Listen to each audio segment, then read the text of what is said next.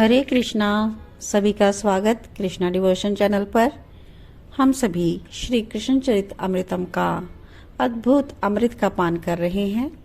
आज हम भाग 134 श्रवण करेंगे, गोवर्धनधारी सांवरे। जैसा कि पिछले एपिसोड्स में हमने श्रवण किया कि समस्त गोपालों ने, समस्त गोपवासियों ने, ब्रजवासियों ने गोवर्धन की पूजा अर्चना की और उसके पश्चात प्रदक्षिणा भी की। तो अब गोवर्धन प्रदक्षिणा के बाद खिलखिलाते हुए आनंद विभोर समस्त गोप गोपियां अपने अपने घरों की ओर लौट रहे थे।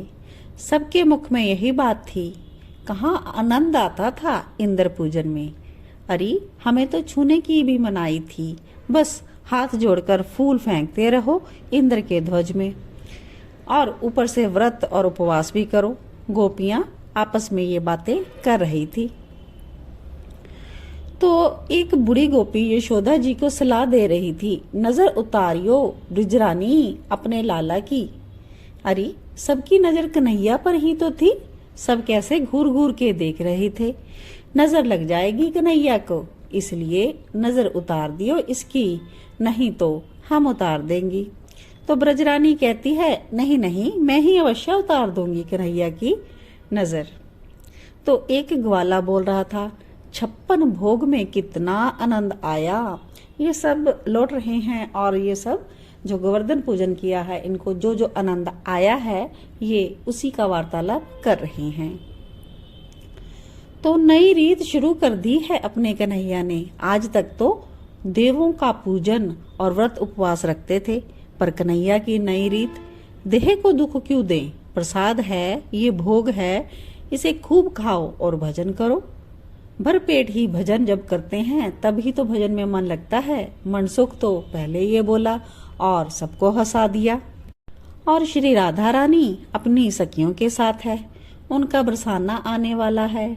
सखियां उनको छेड़ रही हैं, कन्हैया पीछे ही है। कभी कभी श्री राधा रानी किसी बहाने से पीछे मुड़कर अपने प्यारे प्रियतम को निहार लेती हैं। और ये सब सीन हो ही रहा है, तभी काले काले मेघ आकाश में छा गए। ये अचानक क्या हो गया? कार्तिक मास में इस तरह बादलों का छा जाना किसी के समझ में नहीं आ रहा था।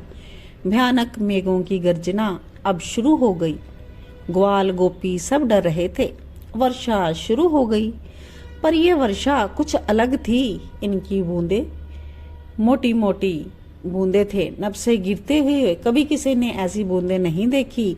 और अब तो हवा भी प्रचंड वेग से चल पड़ी और वर्षा इतनी बरसी कि कुछ ही देर में चारों ओर जल ही जल दिखाई देने लगा। गौएं भीग रही हैं, गोपियां इधर उधर वृक्षों के नीचे जहां जगह मिल रही है वहीं खड़ी हो गई हैं।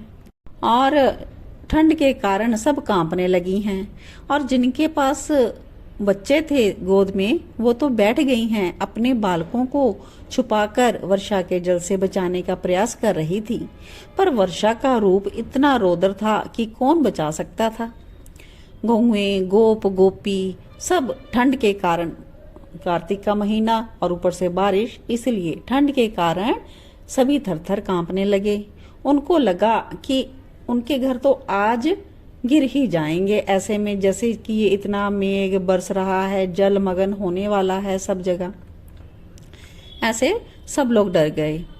तो अब सब ओर से ये पुकार चल पड़ी। सब क्या पुकार रहे हैं?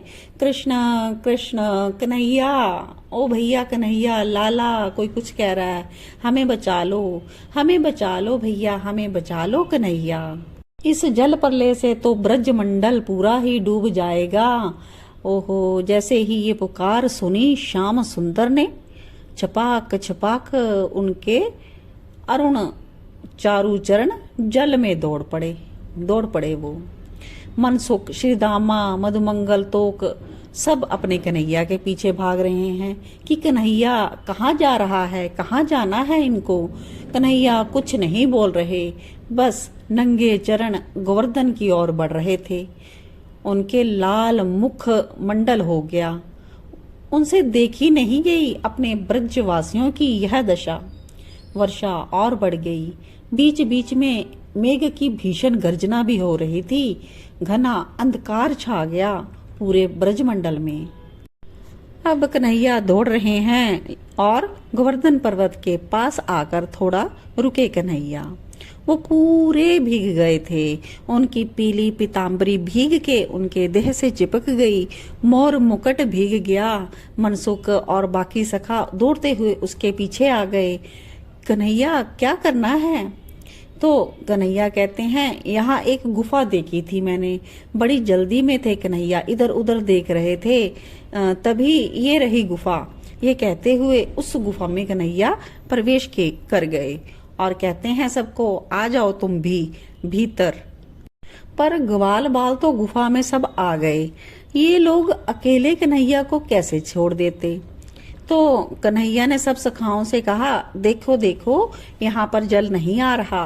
और फिर कुछ सोचकर बोले, अगर इस गुफा में हम आ गए हैं, अब इस गुफा से गोवर्धन पर्वत को उठाया जाए और इस गोवर्धन पर्वत के नीचे सब आ जाएं, तो हम सब बच जाएंगे।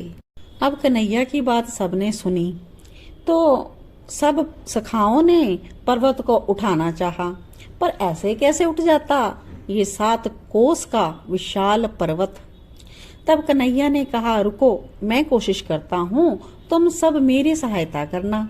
मनसुख और सखा बोले, ठीक है, हम अपनी अपनी लाठी लगा देंगे।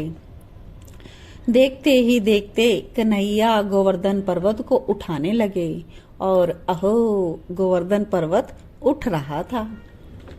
मनसुख चलाया, कन्हैया ये तो उठ गया पर्वत, ओहो। अब पर्वत के मध्य में धीरे धीरे आ गए कन्हैया और अपनी सबसे छोटी उंगली कनिष्ठिका वो लगा दी कन्हैया ने। पर्वत के उठते ही वहां तो एक विशाल कक्षा बन गया। एक जैसे नीचे छतरी बन जाती है तो ये बन गया। अब हजारों हजार लोग वहां आ सकते थे और वर्षा की एक भी बूंद नहीं आ रही थी। मनसुख बाहर जाने लगा, मैं सबको बुलाकर लाऊं, पर बाहर भीषण वर्षा थी और घना अंधकार भी। कन्हैया ने रोक दिया मनसुख को और गिरवरधारी ने दूसरे हाथ से बांसुरी निकाली। एक हाथ से गोवर्धन पर्वत उठाए हुए और दूसरे हाथ बाम हस्त से बांसुरी को अधर में रखकर फूंक मार दी। गूंजी बांसुरी की ध्वनि पूरे ब्रजमंडल में। गौओं ने भागना शुरू किया उसी दिशा में जिधर से बांसुरी की ध्वनि आ रही थी। ग्वाल बाल गोपी ब्रजरानी ब्रजराज सभी उस ओर चल पड़े। पर आश्चर्य ये हुआ कि गोवर्धन अब मात्र 7 कोस के नहीं पूरे ब्रजमंडल में फैल रहे थे। जो ग्वाल गोपी दुखी थे उनके हृदय में अब आनंद भर दिया था कन्हैया ने अपनी बांसुरी से। और जैसे ही भीगते हुए गोवर्धन में आए तो ये क्या अद्भुत झांकी थी गिरिराज धरण की। छोटी उंगली में गोवर्धन पर्वत थे कन्हैया के, दूसरे हाथ में बांसुरी अधर में धरकर बजा रहे हैं। त्रिभंगी छटा थी इनकी। गोप गोपी सब मंत्र मुग्ध हो नाचने लगे। इन्हें क्या चाहिए था? यही तो अपना श्याम, अपना गोवर्धनधारी सांवरा। कितना प्यारा लग रहा था ये गोवर्धनधारी सांवरा। तो आप सभी ने गोवर्धन पर्वत धारण करने की अद्भुत लीला श्रवण की और इसके आगे गोवर्धन पर्वत उठाए हुए श्री कृष्ण का सब गोप गोपालवासी किस प्रकार से उनका अभिनंदन करते हैं, ये हम नेक्स्ट एपिसोड में श्रवण करेंगे। तब तक के लिए जय श्री कृष्णा। हो ब्रज के नंद लाला, राधा जी के सांवरिया, सब दुख दूर हुए जब से तेरा नाम लिया। जब तेरे गोकुल में आए दुख भारी, हाँ एक इशारे से टल गई विपदा सारी, हो उठ गया गोवर्धन, जित तूने मोड़ दिया, सब दुख दूर हुए हैं, जब से तेरा नाम लिया।